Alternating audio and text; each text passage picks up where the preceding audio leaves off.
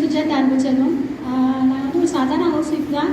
+2 தான் நான் வந்து படிச்சிருக்கிறேன். நாங்கள் ஆல்ரெடி வந்து பார்த்திங்கன்னா ஒரு 2 வீலர் ஸ்பேர் பார்ட்ஸ் கடை வச்சுருந்தோம். ஒரு 20 லட்ச ரூபா முதலீடு போட்டு அதில் கிட்டத்தட்ட வந்து பார்த்திங்கன்னா இவங்களுக்கு வந்து ஒரு 30 வருஷம் எக்ஸ்பீரியன்ஸ் இருக்குன்னு சொல்லலாம். அவங்க படித்து முடிச்சோடனே உள்ளே வந்து வாழ்க்கையில் பாதி வயசை கடக்கிற வரைக்கும் என்ன பண்ணிக்கோன்னா அந்த கடையை தான் வச்சு நடத்திடுவோம்.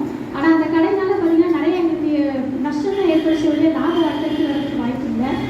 அப்போ தான் வந்து பார்த்திங்க அப்படின்னு சொன்னால் ஏன்னா அதில் இழப்பீடு அதிகமாகும் போது நமக்கு ஏதாச்சும் ஒரு பிஸ்னஸ் கிடைச்சா நல்லாயிருக்கும் அப்படின்ற டயத்தில் தான் வந்து பார்த்திங்கன்னா நமக்கு வந்து இந்த நம்மளோட சார் சொன்ன மாதிரி இந்த வாய்ப்பு வந்து எங்களுக்கு கிடச்சிது.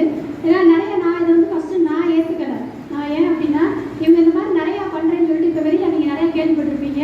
நிறையா நெட்வொர்க் மார்க்கெட்டிங் போய் நிறையா காசை இழந்து கடைசி காசுலாம் கடைசி நம்மகிட்ட தான் வந்து கேட்பாங்க.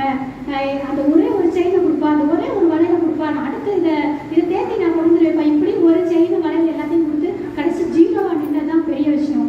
அந்த லாஸ்ட்டில் கிடச்சது தான் வெஸ்டீஜ். அப்போ வந்து நான் ரொம்ப பயந்துட்டு என்கிட்ட கொடுக்குறதுக்கு எதுவுமே இல்லை, வேணா நீங்கள் மட்டும் தனியாக போய் என்ன வேணாலும் பண்ணிக்கங்க அப்படின்னு சொல்லிட்டு நான் அவர்கிட்ட சொல்லிட்டேன். கரெக்டாக ஒரு வருஷம் நான் உள்ளுக்குள்ளே பிஸ்னஸ்குள்ளே வரவே இல்லை. அவராக நின்று போராடி ஒரு டேரக்டருக்கு இப்படி முதல் நிலை கேக் கட் பண்ணாங்க பார்த்தீங்களா, அந்த லெவலுக்கு வரும்போது தான் சரி இந்த எந்த பிரச்சனையில் போல அவர் எந்த அடியும் வாங்கலை, நமக்கு உழுகாது அப்படின்ற ஒரு நம்பிக்கை வந்துச்சு. அந்த டைத்தில் பார்த்தீங்கன்னா இந்த கடை ரொம்ப பயங்கர லாஸ் ஆகி கடை இழுத்து கூடுற அளவுக்கு வந்துடுச்சு.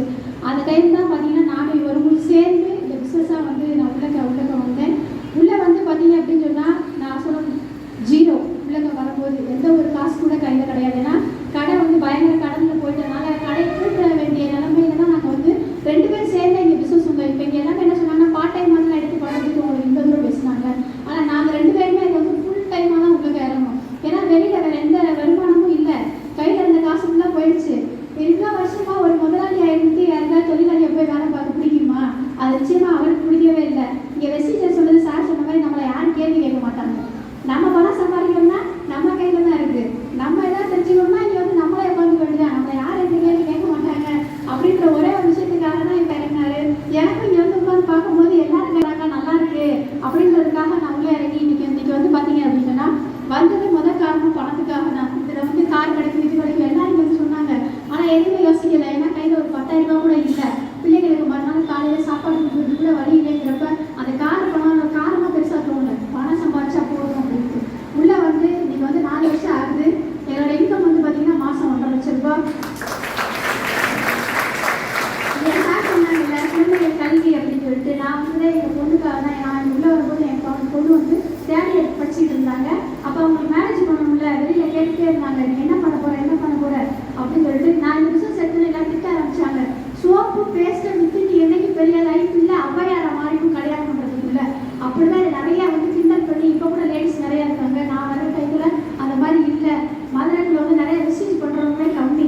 அப்போ என்னை நிறையா வந்து கேள்வி கேட்டு அசிங்கப்படுத்தியிருக்கிறாங்க. சோப்பு தூக்கிட்டு வந்துட்டு உங்கள் குடும்பம் எப்படிப்பட்ட குடும்பம், யார்கிட்டயாவது வேணாம்னா காசு கேடு, சோப்பெல்லாம் கேட்டுட்டு என்கிட்ட கொண்டு வராத நிறைய அசிங்கப்படுத்தியிருக்கிறாங்க. பொம்பளை பிள்ளைய வீட்டில் விட்டு இப்படி வெளியே சுற்றுறீங்க உனக்கு என்ன கிடைக்க போகுது, இவங்களுக்கு சேர்த்து ஒரு பொம்பளை பிள்ளைய கூட்டிகிட்டு இப்படி ஊராக சுற்றுற அப்படின்னு படாத அவமானமே கிடையாது. சார் அடிக்கடி ராஜஸ்தான சார் சொல்லுவார் சோப்பு தான் கொடுக்குறோம் நம்ம என்ன கஞ்சாவாக கொடுக்குறோம் அப்படின்னு. அந்த ஒரு விஷயம் மட்டும்தான் என் மைண்ட் செட்டில் இருந்துச்சு.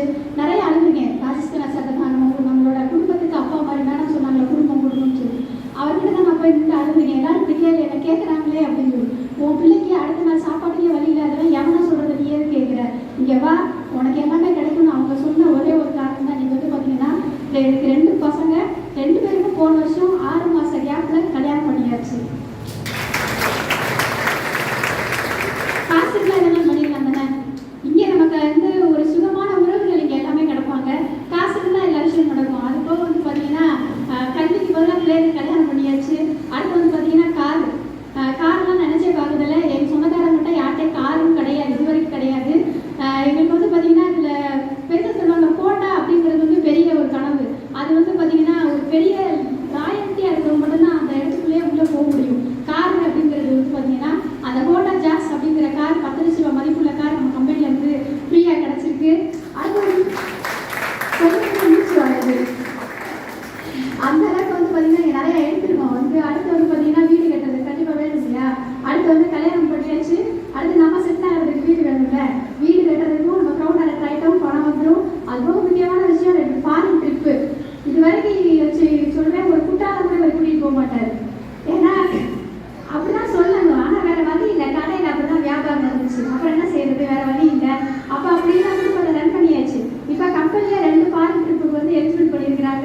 இப்போ என்னோட பொண்ணு வந்து குழந்தை பிறந்தனால இப்போ எல்லாரும் தாய்லாந்து போயிட்டு வந்தாங்க பார்த்தீங்களா, அதுக்கு எனக்கு எங்களால் போக முடியலை. நீ அடுத்த வாரம் வர பாருங்க, இப்போ எக்காரணத்துக்காக நான் அதை விட போகிறதில்ல. போயிட்டு வந்தவங்க கூட என்ன அனுபவிச்சு என்ன சொல்லும் போது அதெல்லாம் நினைச்சாலே இதாக இருக்குது, நம்ம போக விட்டுட்டோமே அப்படின்னு சொல்லிட்டு. இன்னைக்கு இங்கே பார்த்தீங்கன்னா இன்னைக்கு இவ்வளோ பெரிய சொற்க வாழ்வ உங்களோட குடும்பத்தோட 7 தலைமுறைக்கும் கொடுத்த ஒரு மனித கடவுள்னு சொல்லுவேன்.